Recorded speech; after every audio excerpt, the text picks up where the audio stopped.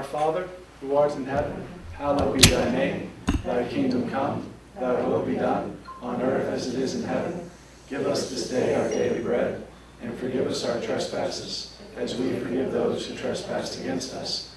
Lead us not into temptation, but deliver us from evil. For yours is the kingdom, the power, and the glory of the Father, the Son, and the Holy Spirit, both now and forever, and to the ages of ages. Amen. Good evening, everyone. God bless. Thank you for coming. As we know, this is our Orthodoxy 102 offering here at St. Basil's, where at different points in time during the year, we like to do short lecture series of typically 2 or 3 sequentially in a row on a common theme.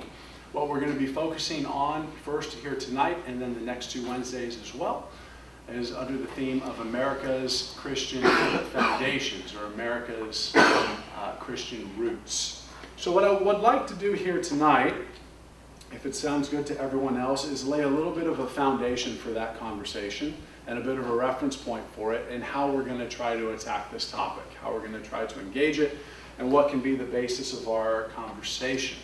I like to keep things relatively relaxed at the same time, but perhaps it might be better if you let me work through developing a couple of thoughts, and then we can enter into a bit of a dialogue. Does that sound okay? Good enough? And we'll try to cap it at about an hour or so total. That sounds okay to everyone. It wasn't so long ago I had an interaction with an Orthodox priest who is from Australia. And when I was chatting with him, he got a smirk on his face as I was speaking. I said, "What's that all about?" And he said, "I love you Americans, you're so idealistic." And I said, "Oh, here we go. Here we go, right? Do you want me to tell you about Australia?" But before I bit my lip or anything else, he said, No. I say it from a good perspective. I said, "Okay, tell me what you have to say about us." He said, "I love you Americans, you're idealistic because that's your root as a society and as a nation. You were founded on the principle of an ideal. And that's unique," he said. "Most other nations, most other countries were founded just simply on the basis of ethnicity, of borders, of domination, of oppression, so on and so forth." He says, "But what's unique about you guys is that you were founded based upon the experience of an ideal."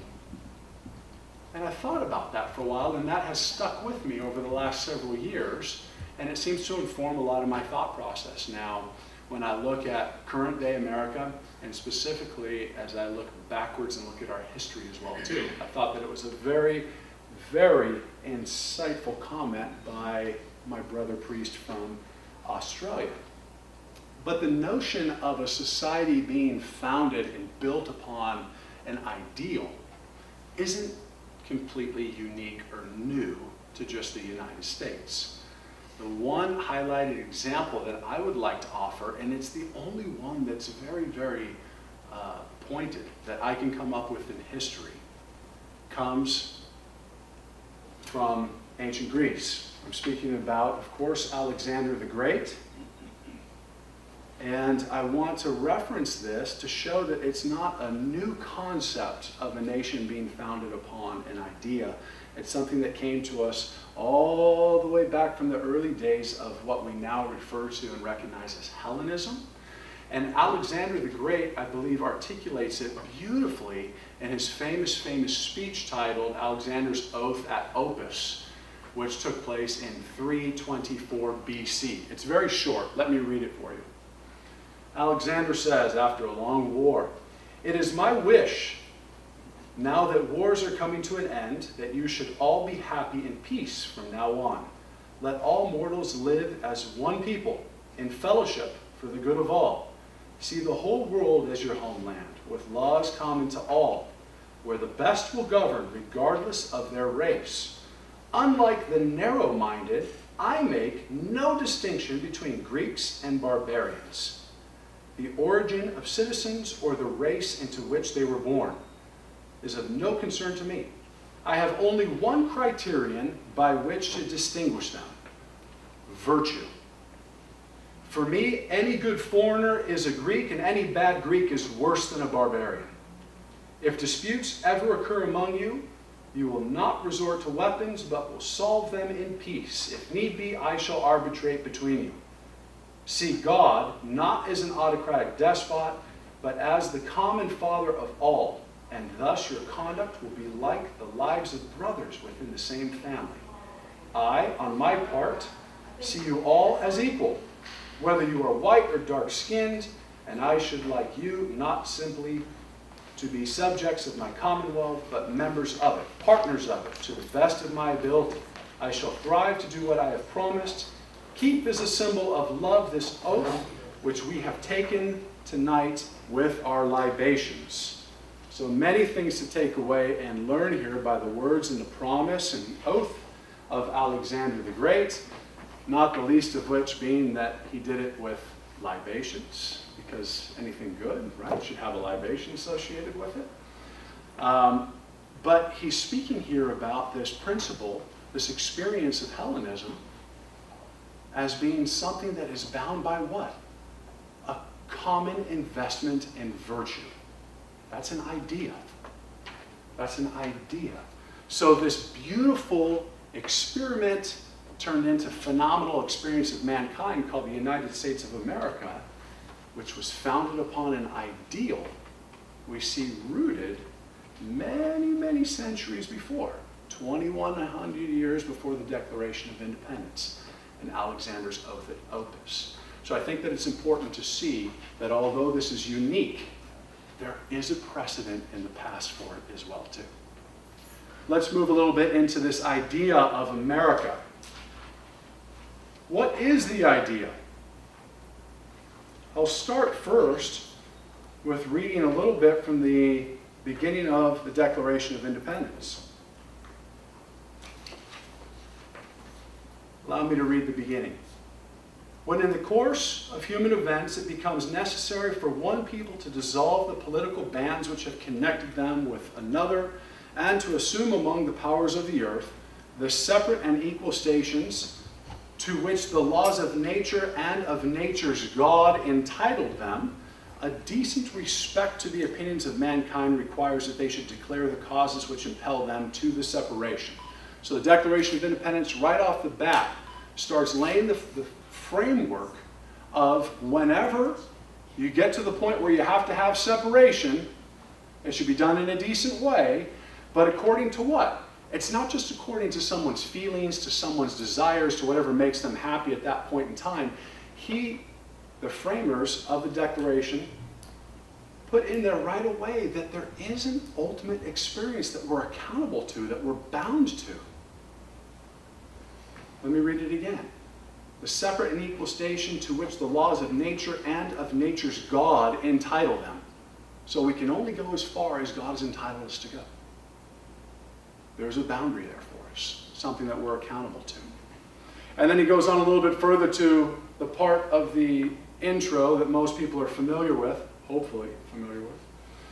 We hold these truths to be self-evident, that all men are created equal, that they are endowed by their Creator with certain unalienable rights, that among these are life, liberty, and the pursuit of happiness. We've heard those words before, but what do they actually mean? Right from the initiation of the Declaration of Independence, our founding document, we see what?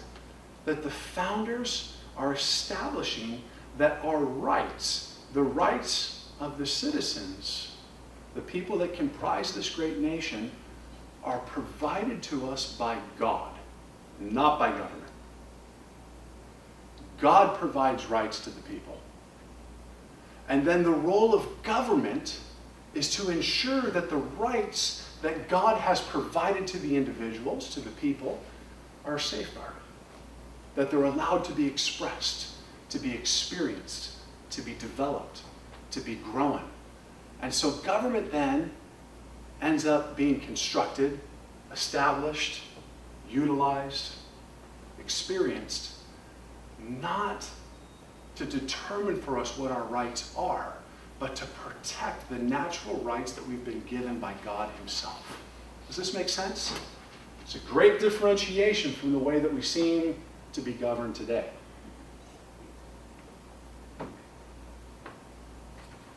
It's affirmed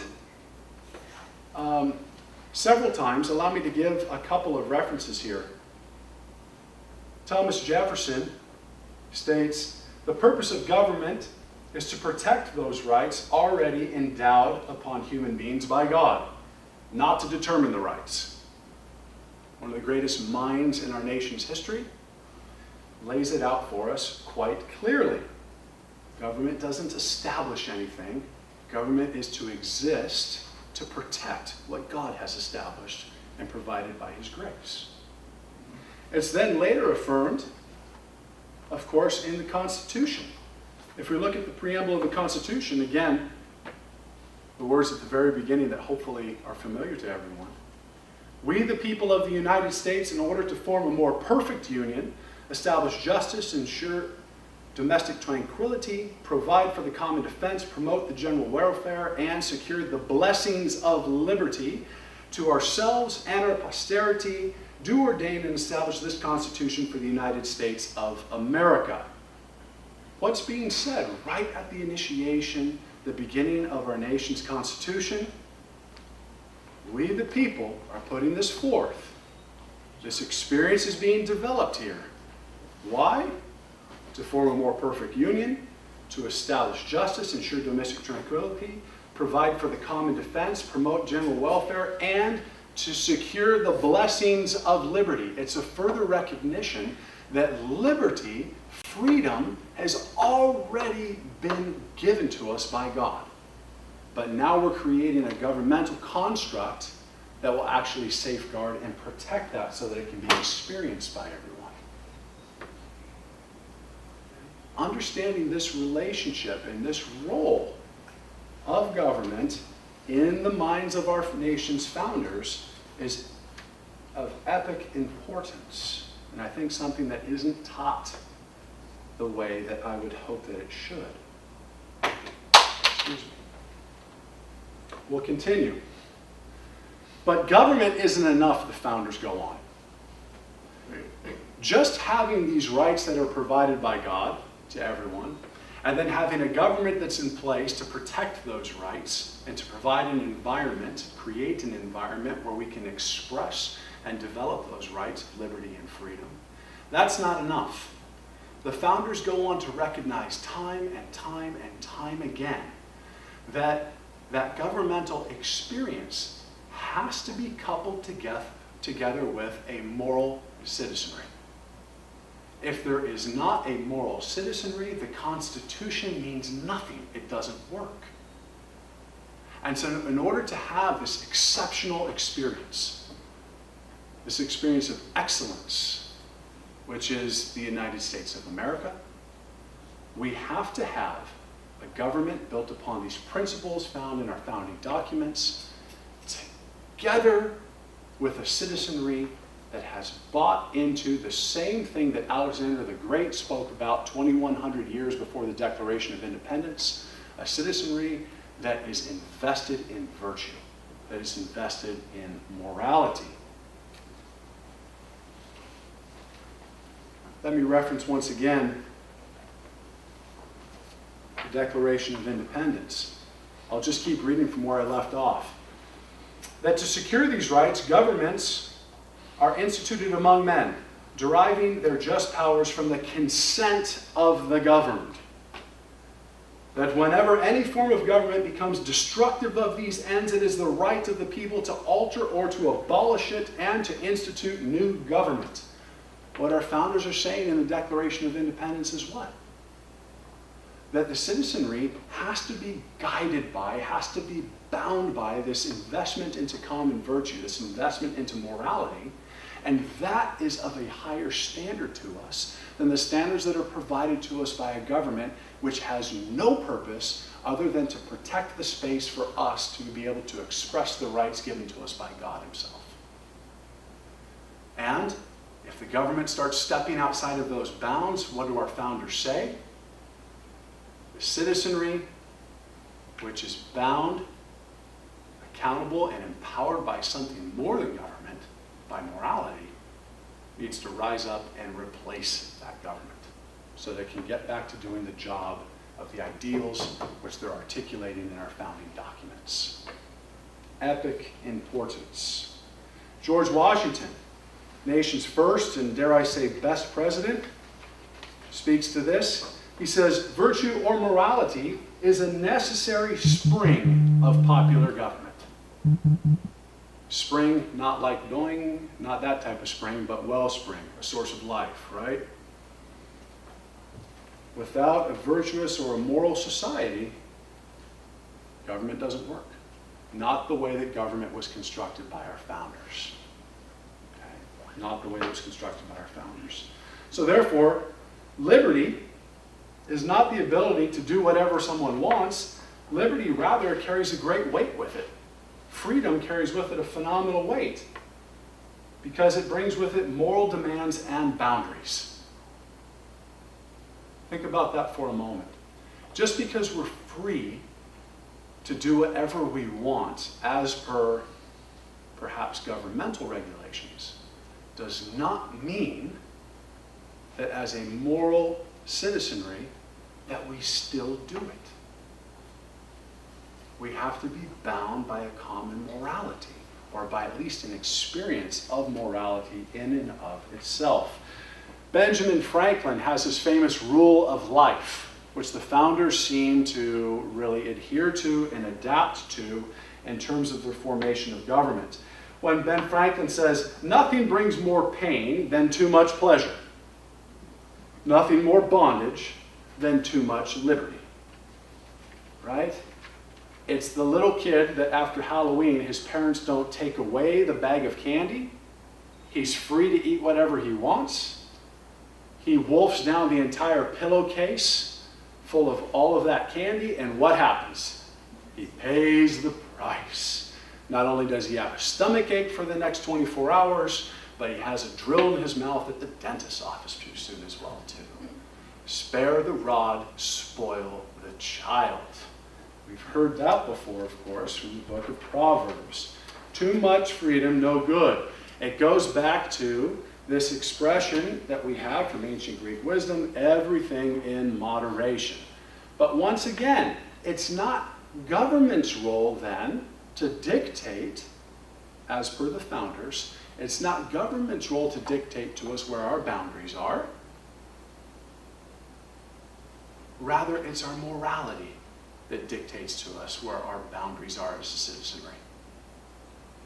Much, much higher standard to which you and I and everyone is called to in the society established by our founders. So therefore, absolute freedom, unrestrained, is a threat to freedom itself. Morality is absolutely a necessity. Government ensures liberty and freedom. Morality protects that experience from the results of its own absolute expression. Morality comes from a source. It's not dreamt up, and it doesn't come from the source that is commonly thought today, which is individual feelings. Morality does not come from our feelings. It doesn't come from our immediate short-term desires. Morality comes from religion. And for our founders, that source was Judeo-Christian ethics. Right? That was their experience, and that's what they drew on. They didn't have an expectation that everyone in the citizenry had to be a Christian. They didn't have an expectation that everyone in the citizenry had to at least be spawned out of a Judeo-Christian experience. However, the morality associated with Judeo-Christianity was the morality that they used as the baseline to guide the citizenry and to keep it bound.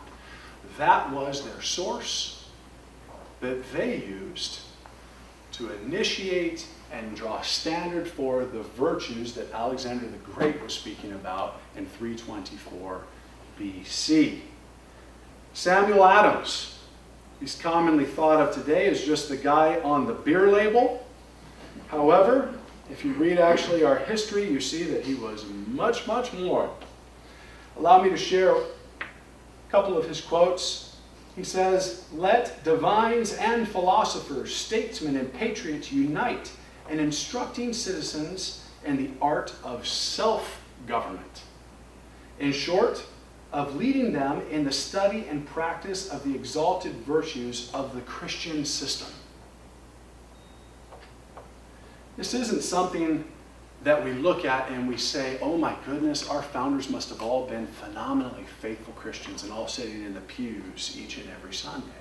Not all of them were. Some of them were, but not all of them were.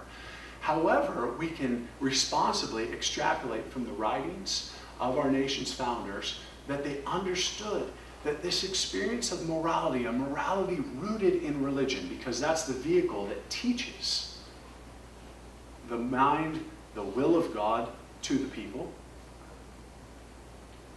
that morality is a necessity in order for a society to thrive. Even Thomas Jefferson, who is not regarded as the most religious man in our nation's history, Thomas Jefferson realizes this with a sense of absoluteness.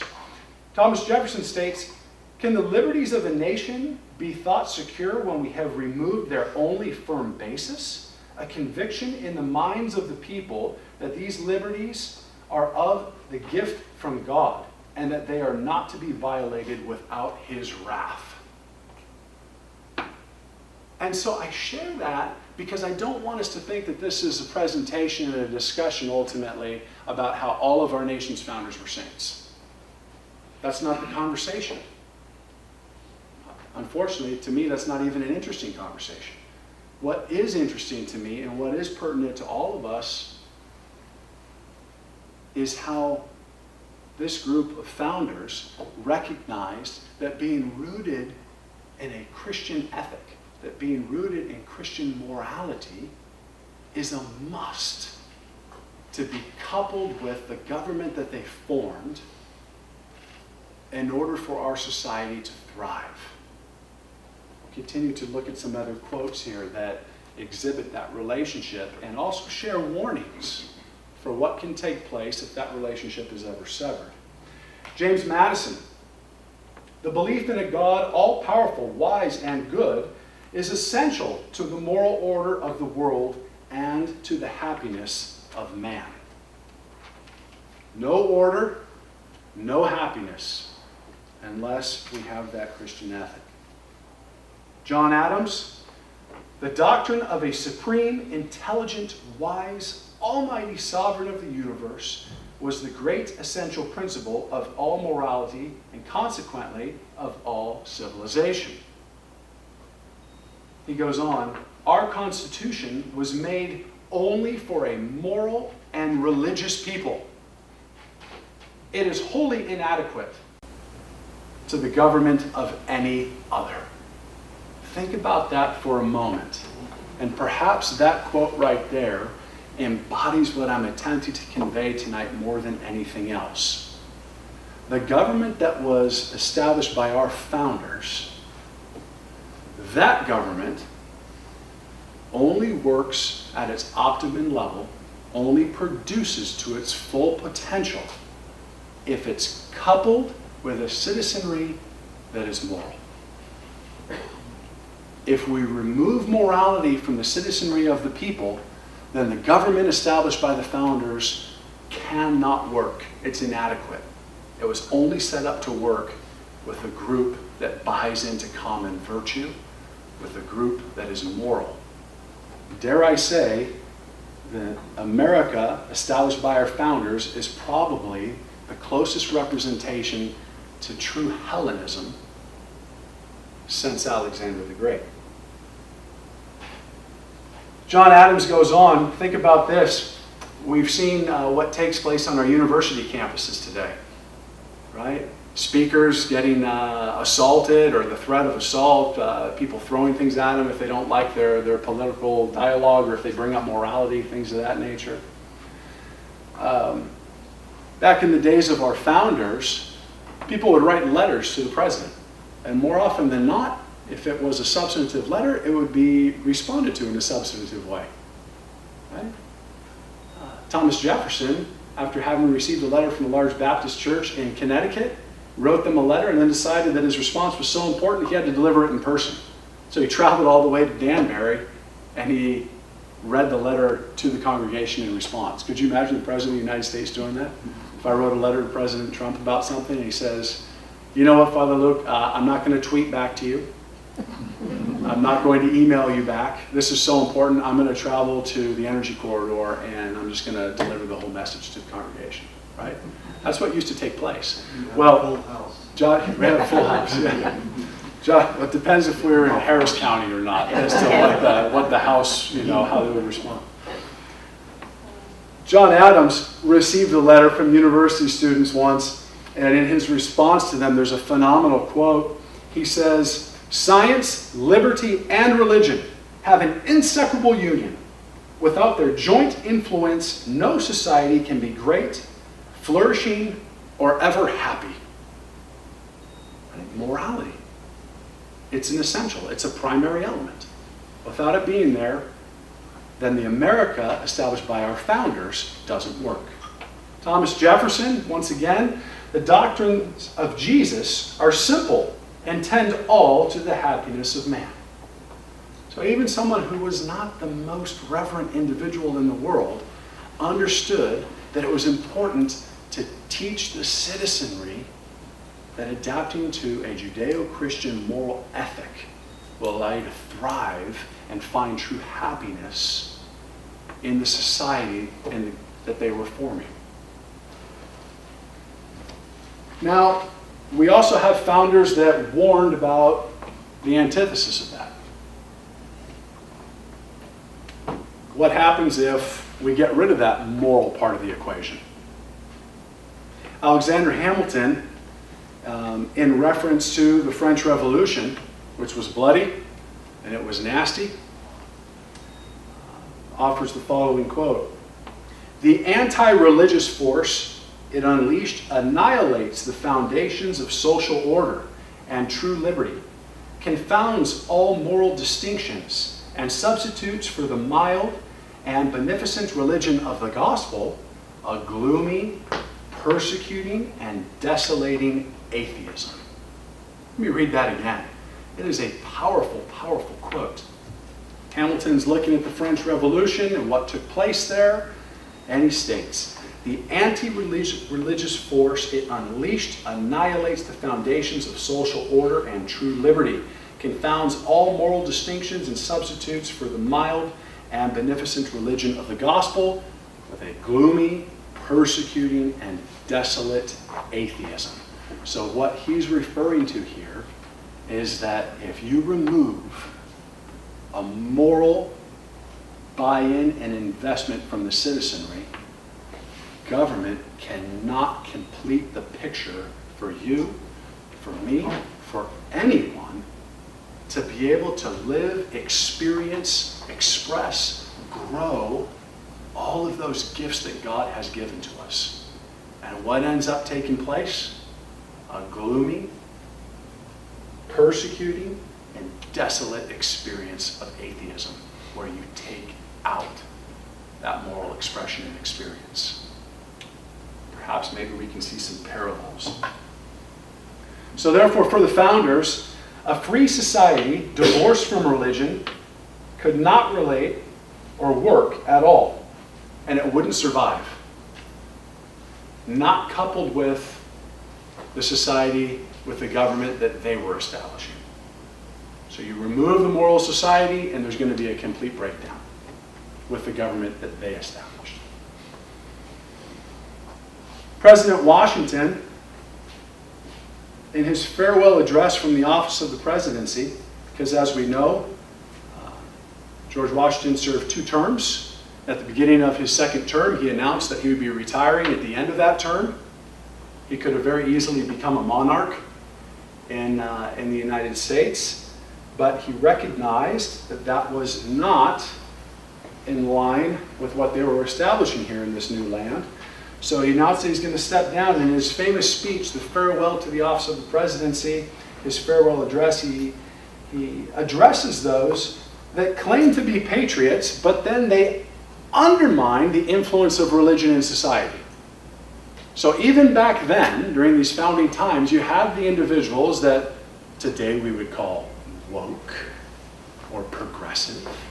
And he states to them, that you think that you can be a patriot, you think that you can be one that promotes the experience, the expression of America that we're establishing here, and be absent of religious, moral experience, here's his quote to them.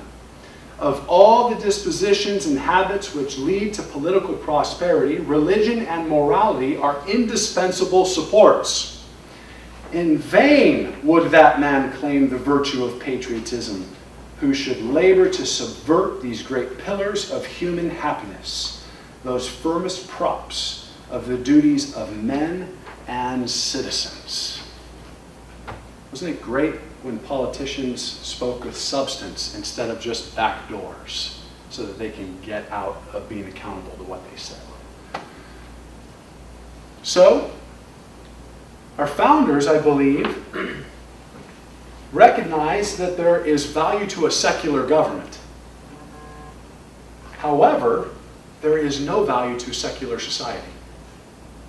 And a secular government must be coupled with a moral society, morality established and taught and supported by religion in order for the full experience of America to take place. Allow me just a couple of short reflections on our nation's first and my favorite president, George Washington.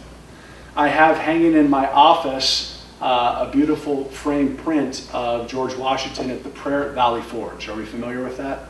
Prayer Valley Forge. He's next to his horse. There's snow on the ground, and he's down on his knees.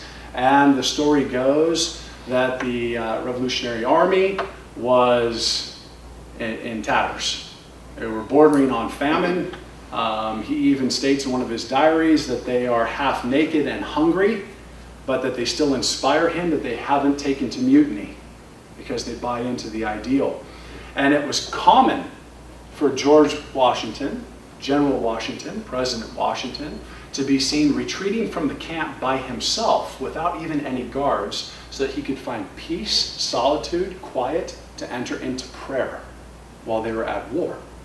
And the story goes that he was seen by a passerby that lived in the area, kneeling down next to his horse praying. And when that passerby went home, he went to his family, and the quote is, "I know the Americans will succeed, for their leader did not trust in his own strength, but sought aid from the hearer of prayer, who promised in his holy word, 'Call upon me in the day of trouble. I will deliver thee, and thou shalt glorify me.'" We know that George Washington looked at it as a necessity for the armies to always have chaplains.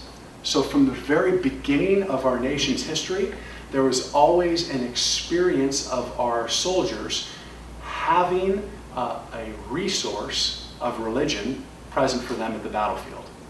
And we even know that there were times where they were absent a chaplain, and he himself would establish worship services for the soldiers.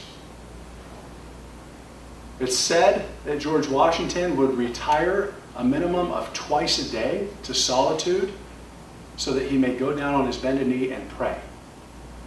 His mother, it said, gave him 3 prayer books and the family Bible, which he always kept with him. And he would use the prayer books that were provided to him by his mother when he was on his bended knee. And it's said that there was more than one occasion where he was meeting with the head of another state, and in the middle of the meeting, he would excuse himself, retire to his private quarters, so that he may attend to his prayer life before returning to the meeting as well too. What phenomenal discipline. We also know that Washington was a churchgoer. It's said that he was rooted and came out of an Anglican experience, but we know that he would frequently worship at multiple different Christian churches in terms of their jurisdiction or expression. Multiple Protestant churches and also Roman Catholic churches as well too. We know that he and Martha had sponsored pews at churches outside of Mount Vernon. We even know that as a young man, for a period of years, he also sponsored and purchased all the communion wine for the churches that he would go to as well. So he was a good steward.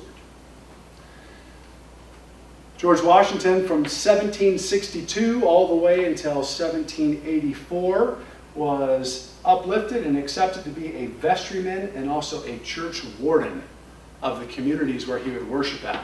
Vestryman was typically a council of people that were uplifted that would oversee what we would call today the business of things, the investment, so on and so forth. And as a church warden, where he served as well too, for multiple terms, that was the individuals that would take care of day-to-day maintenance and operation of the church facility. And so, not just for a year, not just because he wanted to put it on his resume and look good, but from 62 to 84, he served in these roles. In closing, allow me one more quote from Washington's farewell address.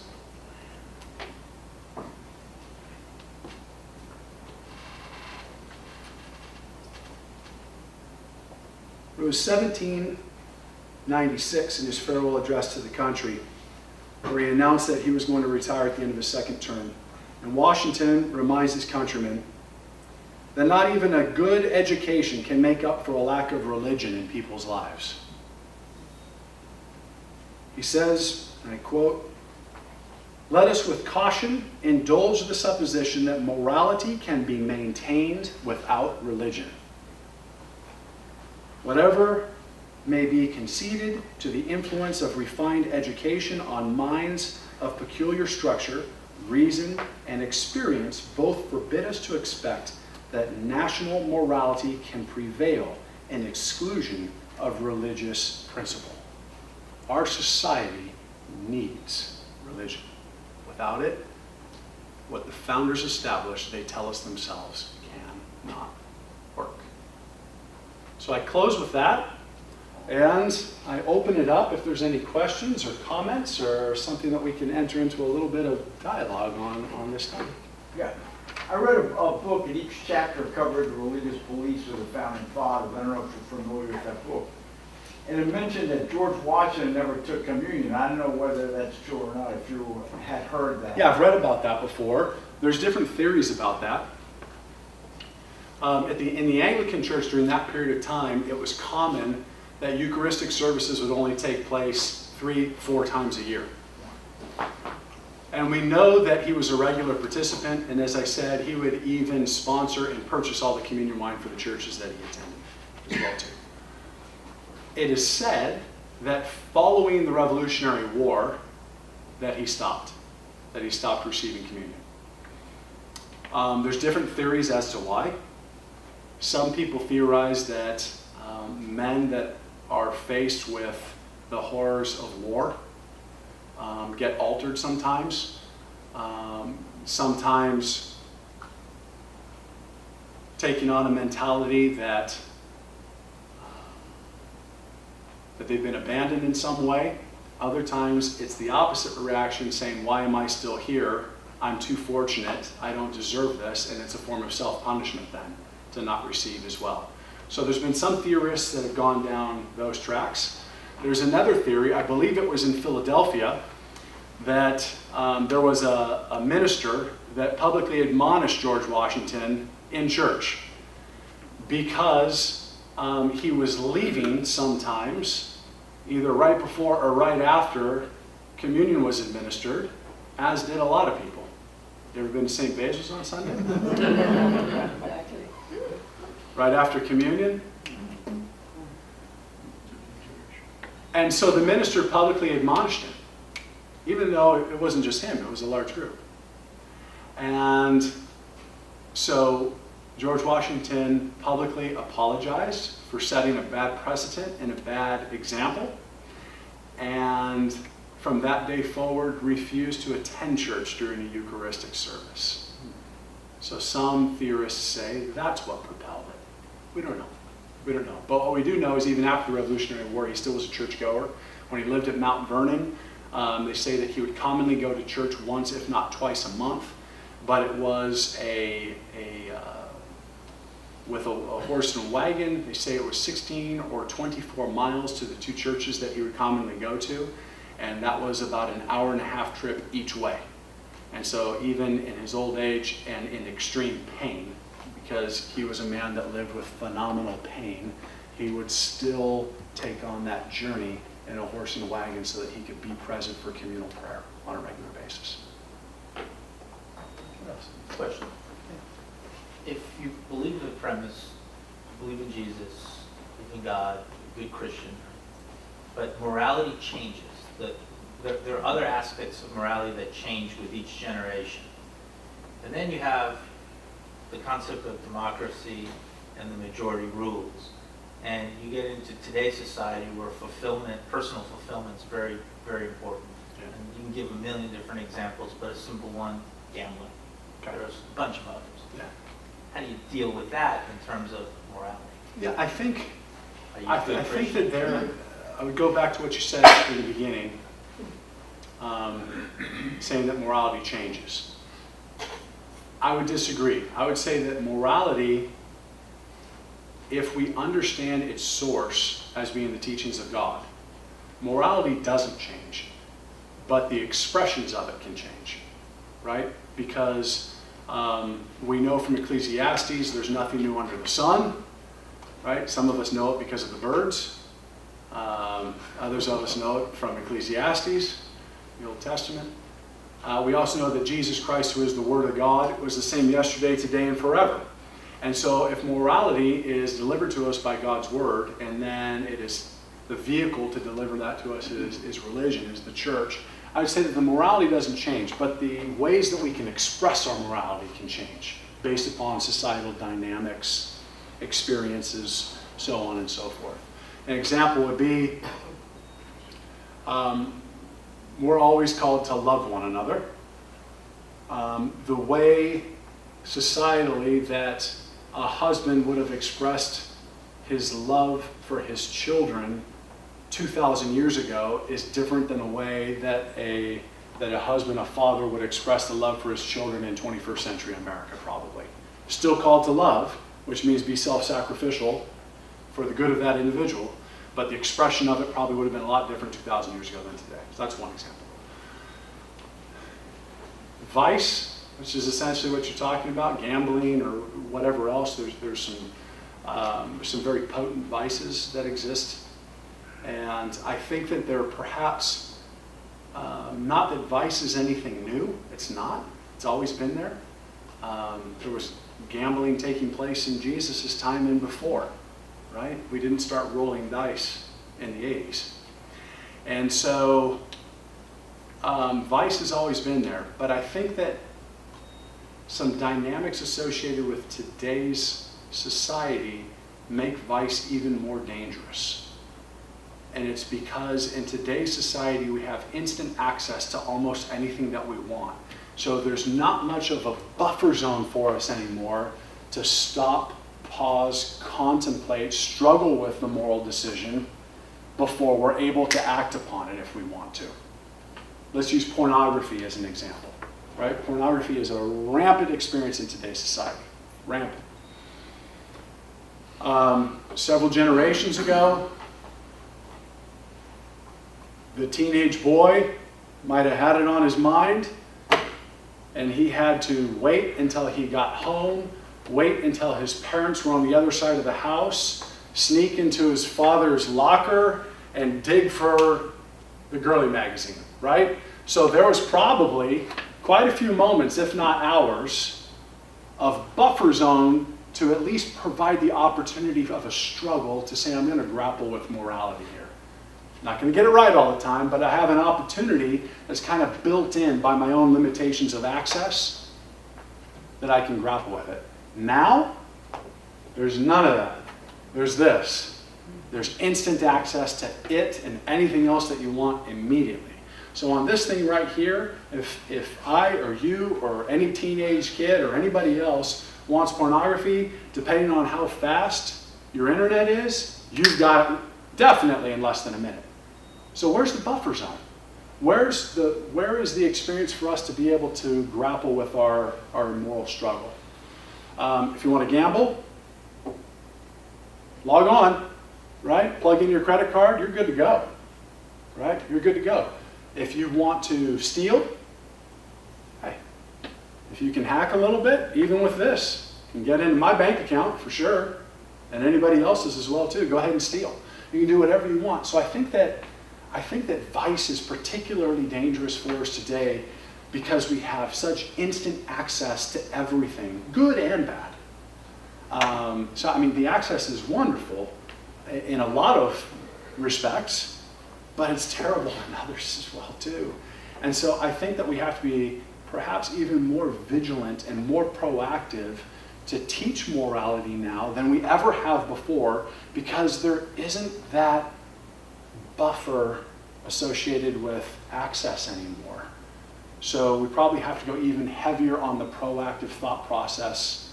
So now there's not a few hours to grapple with my moral decision. Now I've only got 30 seconds to grapple with it. So I need a little bit more on the front end to inform me for a good decision.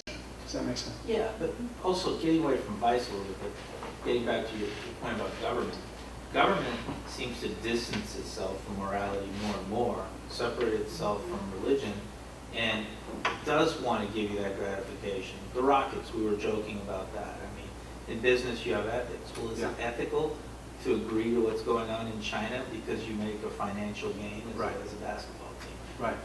And that's where we get into what the founders were stating over and over and over again. I tried to articulate tonight. It doesn't work. The society that they're establishing, the government that they're establishing, it doesn't work unless there's a moral citizenry underneath it, or coupled together with it. Okay? I'll share an example.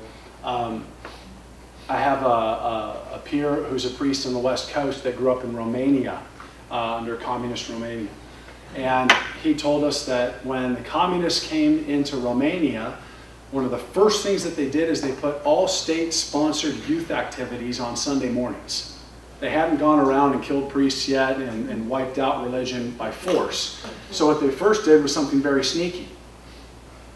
You want your kid to get access to all these great government programs that we have? It's Sunday morning, which means, oh, sorry, you can't make it to church. Because the thought process was, if we can eradicate religion from one generation, we're good. Because it doesn't work without a moral citizenry to have a government that provides or ensures, not provides, God provides, a government that ensures and protects liberty and freedom. So now what does the government have to do? Now they have to be the source that teaches you what your rights are and tells you what you can and you can't do. And so that's an example from Mr. Marx and Mr. Lenin and all of these characters.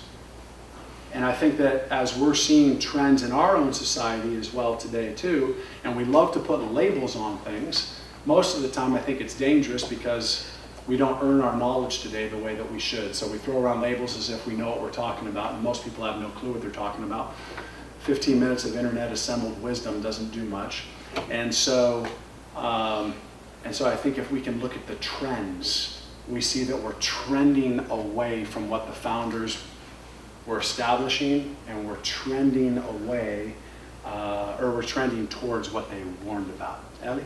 And then in teaching morality and taking prayer out of schools, I think it's mindful to note when our forefathers established the separation of church and state, the intent was not to keep the church out of the state, it was to keep the state out of the affairs of the church. And those are the words of Thomas Jefferson. And there's a real confusion about that today. Great confusion. So Thomas Jefferson, in that letter that I referenced that he wrote, and then he said, no, I need to just deliver this. It was to a large Baptist congregation in Danbury, Connecticut. And he travels to Danbury, Connecticut, in that famous quote, separation of church and state. Most people think, because we haven't earned knowledge, most people think that, oh, that must be in the Constitution. No, it was in a letter that he wrote to a church. And his reference of separation of church and state was in response to the letter that the church congregation sent to him, which basically was saying, hey, listen to government. It's not going to come in here and tell us what we can and can't do in our church, right? And it's exactly what you said. Thomas Jefferson was going to them and saying, I'm willing to travel all the way to Danbury to ensure you that's exactly not what's going to take place. Exactly not what's going to take place. Now, whether we have prayer in school and whatnot, that's a whole different conversation. However, I look at it and I say, whether or not it's in school, and right now it's not, puts all the more responsibility where it should be in the first place, which is here in our church communities. It's not the role of the teacher. I want my kids' teachers to teach them math and science and grammar. And then I want them how to think in abstract ways. Okay? And if I'm able to put them into a parochial system that has religion as well too, that's great. But when they're there, boy, I would love our teachers to have the opportunity to actually teach instead of be parent, counselor, security guard, everything else that they have to do right now. And if they could just teach math, science, grammar, isn't that a notion, right? How to compose a letter, oh my God, it's antiquated, right? Then history, I would be ecstatic. And you know what? It's our responsibility in our faith-based communities to get back to what our core role is, which is to teach morality to our people and then support them in the pursuit of morality in their homes. Right? Somewhere along the way, because society was offering almost a get-out-of-jail-free card for a long time in our nation, because there was this prevalent overlying experience of Judeo-Christian morality and ethics which existed in society, whether it was titled that way or not. Right? There was a general moral standard that existed. Not everybody lived up to it. There were things that were going on that were very immoral, of course, but society still recognized it as taboo, at least. Right? That doesn't exist anymore. The only thing that's taboo now is saying that you wish there was morality. That's what's taboo now, right? And so all the more important for us in our church communities to get back to basics, like we were speaking about in Bible study today, to get back to basics, to begin teaching once again core general morality. I hear the confessions of our teenagers, and it's heartbreaking because you look at a developing mind and personality that's received almost no moral guidance, has no clue general notions of right and wrong when it comes to morality. No clue. Never been taught. Never been taught. It's our job. It's our job. I want the teachers to teach math and grammar. Let us work with the morality part of the equation. Seth. I like what you said with that, because whenever we get into that conversation about the idea of teachers kind of getting involved in that very early, you end up with that fuzzy area where it's like, well, what's the qualification? What is it they would be teaching? I know that my coworkers who run the FCA, a couple of them have very fuzzy theology. Yeah. The stuff they're saying is not stuff that is sound. It's not good basis for a religious doctrine. And that goes back to what you're saying about let the teachers teach what they're supposed to teach. Yeah. Rather than being about a confrontation of morality, it's more of a practicality of who's qualified. But what I was originally really thinking of was a response to the comments and questions about democracy and the influence on morality over time. What it really reminds me of is this old Platonic Aristotelian idea that democracy has an intrinsic weakness, that it selects for those who are good at running for office rather than those who are intrinsically moral. And so you end up with this situation over time where, kind of what Plato said about what would happen with, in the Republic, it can only last for a few generations. Right. You've got the situation where, because of the way democracy works, you're not selecting the best. And it's this safeguard that as the citizenry, you have to take it upon yourself to remain educated, to preserve it. It's not something that the government itself can do. So there's actual responsibility amongst the citizenry to participate in the experience of society, right? I'm reminded of, and I'll paraphrase, the quote by Winston Churchill when he says, "The best argument against democracy is a 5-minute conversation with the average voter." Right? The theory of democracy, you can't argue against. It's great. But the experience of it, when you have a populace that doesn't take any responsibility and invest themselves in it, that's scary. That's scary. And we're seeing more and more of that, I think. Maybe one last question before we close, Mike? It's really interesting. I'm glad I came because I do teach ethics. Yeah. And I teach it for CPAs to be. And ethics equals morality. Isn't that what the E in Yeah. 1040 EZ means? Ethics? Yeah. Ethics designer or something like that? So it's a struggle because I'm in a secular world, in the university setting, I have to be careful. So one of the things I bring up is I bring up pictures of me and my sons on Holy Friday and Holy Saturday. And I have to tell the class because I have Muslims in there, I have Hindus, Sure. Buddhists. I said, I'm not trying to influence you in my faith, but this is what influences me. Yeah. So you said it right.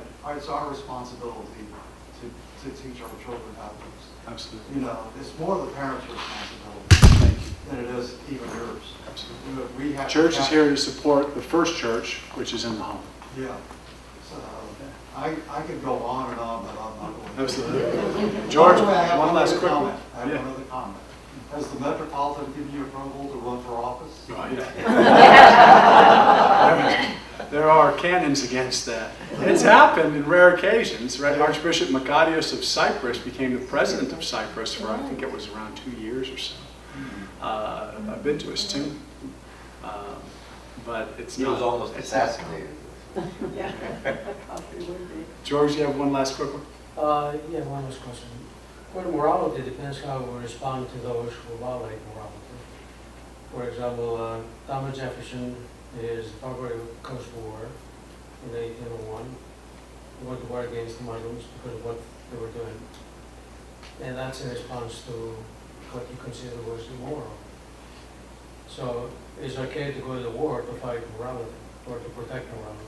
Well, you're opening up a significant but very large conversation that can't be just answered. What I can say is the church's response to those in war. We look throughout history and we see that when what we might term as a righteous cause, World War II, Greek War of Independence, there's multiple examples, that the church has supported as a whole the individuals that are in that conflict. I'll give you an example. Even on Mount Athos, the historic monastic region in northeastern Greece, at one of the coastal monasteries, they built barracks to house soldiers that were in transport and to store weapons as they were going back and forth to battlefields across the region. And so that shows a support, not an endorsement of war, however, a support of individuals who are fighting for a righteous cause.